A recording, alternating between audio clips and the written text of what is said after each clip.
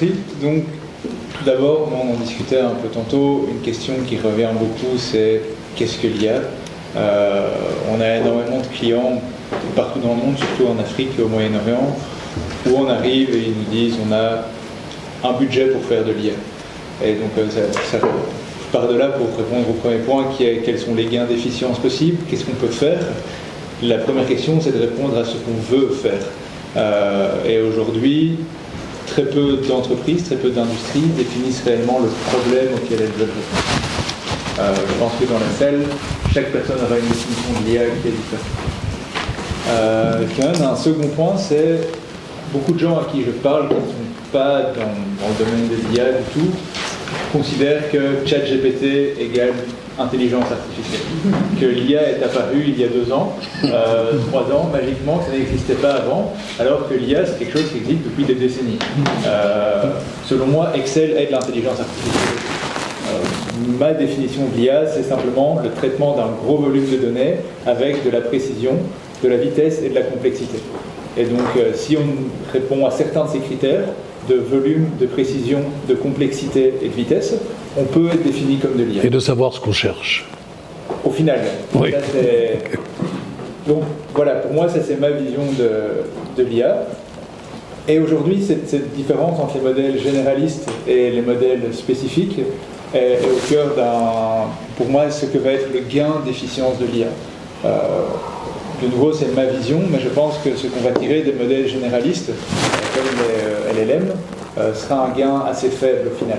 Ce qu'on va réussir à faire, ce sera peut-être remplacer 2 secrétaires, on va écrire nos emails un peu plus vite, mais fondamentalement, je pense que ce sont des business qui vont tendre à disparaître, ou en tout cas, qui ont peu d'avenir. C'est de nouveau ma vision, je sais que c'est un peu à contre-courant. Pourquoi ? Parce que c'est en train de devenir une commodité.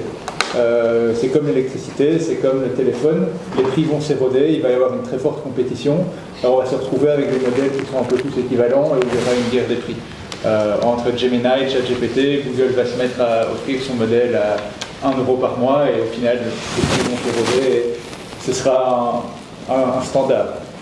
Là où l'IA, et nouveau sous IA, je mets simplement les modèles mathématiques capables de résoudre des problèmes complexes avec des gros volumes de données, dans des cas spécifiques, là ont beaucoup de potentiel dans l'industrie pour moi et vont générer des gains d'efficience énormes. Mais c'était déjà le cas il y a 5 ans. Par exemple, la 5G, c'est le résultat de modèles d'intelligence artificielle qui ont optimisé des équations pour trouver quelles étaient les technologies de pointe afin de permettre un plus grand flux de données. Donc l'intelligence artificielle était déjà là, c'est pas nouveau. Et dans ces cas-là, spécifiquement, pour moi, l'intelligence artificielle va permettre, encore dans les années à venir, des progrès significatifs. Pourquoi ? De nouveau, si on retourne aux fondamentaux de ce qu'est l'IA, ce sont des données qui sont mises dans des modèles mathématiques qui sont opérés par des serveurs. Et donc c'est simplement regarder quelle est l'évolution de la quantité de données disponibles, de modèles mathématiques disponibles et de capacité de calcul disponible. Et vu que les capacités de calcul augmentent, on fait énormément de progrès à ce niveau-là, et que les modèles mathématiques s'améliorent, de facto l'IA va pouvoir jouer un rôle plus grand. Mais de nouveau, pour résoudre un problème spécifique à chaque fois, pour moi. C'est dans ces cas-là qu'elle va créer de la valeur, et donc l'IA doit être un moyen pour le business, et pas une fin en soi.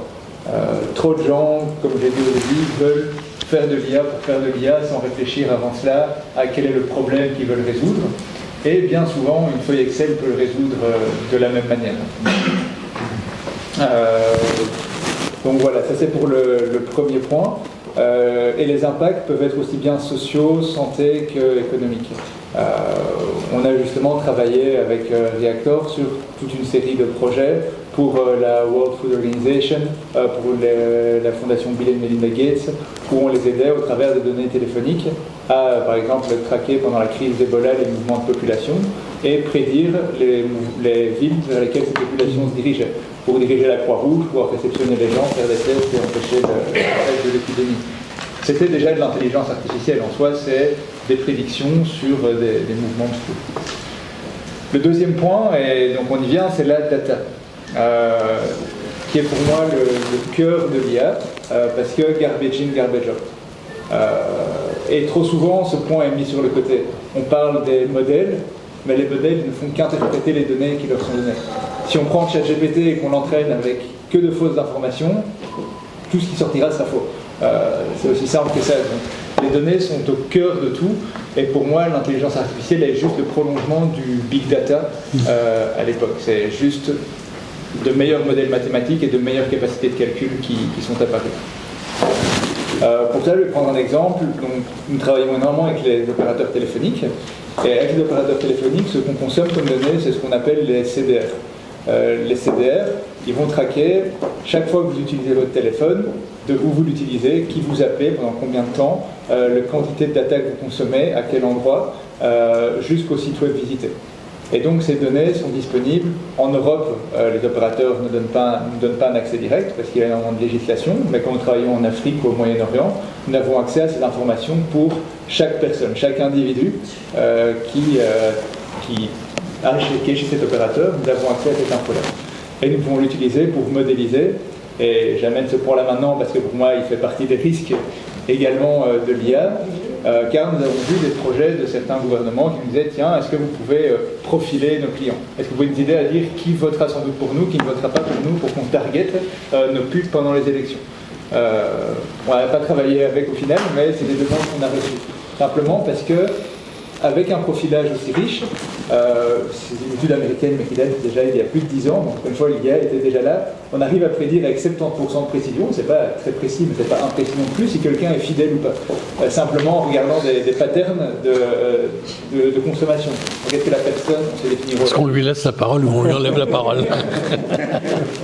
On peut définir où la personne habite, si elle utilise le téléphone la nuit, où elle travaille et qu'elle l'utilise le jour. Ensuite, si elle se retrouve à un endroit intermédiaire avec un autre téléphone qui n'est pas là où elle habite, on peut commencer à inférer des choses. Et donc, sur base de ça et d'autres patterns de consommation, eh ben, on pouvait dire, ah ben, tiens, avec...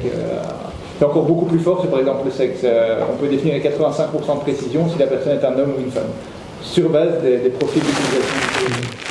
Et donc, toutes ces bases de données sont à la base de tout ce qu'on veut faire en intelligence artificielle derrière. Et cette collecte de données est pour moi critique et doit être faite de manière rigoureuse, parce que si les données sont collectées n'importe comment, de facto, les modèles qui arriveront derrière n'auront aucune précision et ne serviront à rien.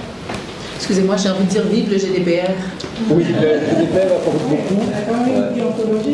Mais là où il y a un gros problème, on en discutait tantôt, c'est que le GDPR a un cadre qui est très très vague. Et on peut trouver... Pour en avoir discuté avec des opérateurs en Europe, très souvent on se retrouve face à la question un directeur de la sécurité va donner son avis qui est « vous ne pouvez pas utiliser ces données ». Mais la personne disait avec un peu de dépit, je sais très bien que le business sera sans feu vert parce que ça augmente les profits et que dans le GDPR, techniquement, on ne peut pas utiliser les data pour des raisons de profit. Mais dans ce cadre-là, c'était pour améliorer le réseau et de facto, c'était pour le bien du consommateur. Et donc, à ce moment-là, ça passe dans le GDPR. Le GDPR est très très flou dans sa réglementation et permet beaucoup d'interprétations. Donc, heureusement qu'il y a le GDPR quand même parce qu'il y a toute une série de choses qui l'empêchent, mais parfois pas suffisamment et parfois trop, à contrario. Parce qu'il est fort lié à l'interprétation.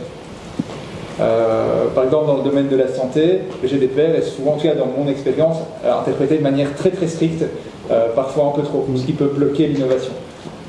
Dans des secteurs qui sont beaucoup plus privés, il va être interprété de manière très très très large, pour donner plus de flexibilité. Donc voilà, ça c'est pour les données, qui sont pour moi au cœur de tout. Troisièmement, les règles.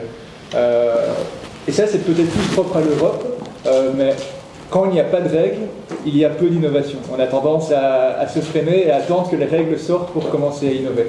Là où, en tout cas de nouveau c'est ma perception, là où dans d'autres régions du monde, pas de règles, je veux dire, on peut faire ce qu'on veut.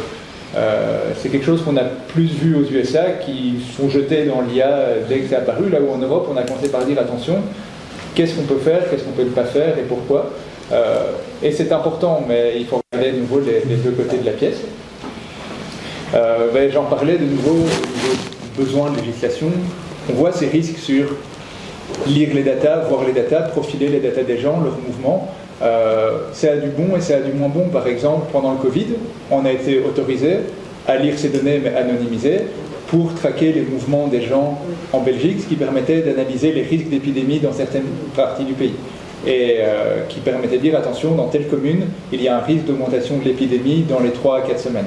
Donc ça a énormément de potentiel positif, mais ça a aussi des risques négatifs, tout simplement car pris à mauvais escient, ça pourrait être utilisé par un gouvernement simplement pour traquer une partie de sa population. Et de nouveau, avec des bons et mauvais côtés, si quelqu'un cherche comment faire une bombe, oui, ça pourrait être très facilement retrouvé. Mais d'un autre côté, si quelqu'un consulte le parti d'un site politique et que c'est vu comme disruptif, on pourrait aussi prendre des mesures très rapidement. Et donc là, il y a un besoin de cadre qui est extrêmement important parce que ça peut ouvrir la porte à toute une série de dérives. Et de nouveau, ce n'est pas quelque chose de nouveau, c'est quelque chose qui existait déjà il y a 10 ans. La seule différence, c'est qu'on peut traiter cette info plus vite qu'il y a 10 ans. Enfin, d'un point de vue plus maintenant, quand je regarde l'avenir, et on parlait des risques, si on reprend une IA généraliste, maintenant imaginons une IA généraliste qui arrive à, la première, collecter toutes les informations sur tout le monde. Imaginons qu'elle soit connectée à tous ces systèmes d'information téléphoniques, médicaux. Est-ce qu'on a vraiment envie de ça? Et donc vient la question de qu'est-ce qui est bon pour l'humanité et bon pour l'humain. En règle générale, parce que cette IA pourrait répondre à une compagnie d'assurance n'assure pas cette personne directement. Ou elle pourrait dire, fais attention, mon mari te trompe, si votre femme lui posait la question. Enfin, pour revenir sur cette étude-là, parce qu'elle m'avait fait beaucoup rire, mais c'est... est-ce qu'on a vraiment envie d'avoir ce super ordinateur qui saurait tout sur tout le monde? C'est une question qui a le mérite d'être posée, mais pour moi, ça relève plus de risques, et donc c'est important de légiférer en amont, parce qu'une fois que les données sont consommées, qu'elle possède l'information, qu'elle peut lire ces informations... C'est terminé. C'est terminé. Et on tombe dans Orwell et ce genre de choses, mais c'est un risque qui est bien présent aussi. Donc voilà, c'était ma petite contribution. Merci beaucoup. Je pense qu'on va prendre 5 minutes de réflexion, tout le monde, en silence, pour digérer ce qu'on vient d'entendre. L'intérêt, l'importance, je crois, de ce qu'on vient d'entendre, c'est les données, de la qualité des données, de celles que l'on met ensemble.